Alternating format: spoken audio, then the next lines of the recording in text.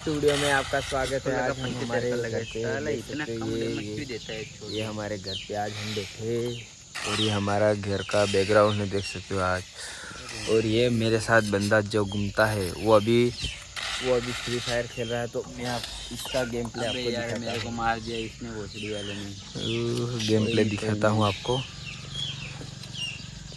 तो गाइस इसको कुछ आता नहीं है। तीसरा राउंड शुरू हो गया गाइस।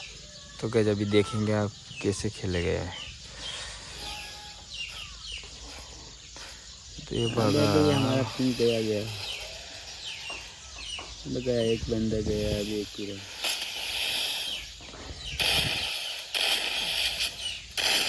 अबे गया। तो गाइस ये न्यू बंदा है, देख सकते हैं आप। वो पहले ही मर जाता है और फिर दूसरे का गेम प्ले देखता है और गया क्या मेरे को हंसी आ रही है गाइस। तो चलो तो आज मैं ब्लॉग पे आता हूँ। अब हम अगले ब्लॉग में मिलेंगे। Okay bye.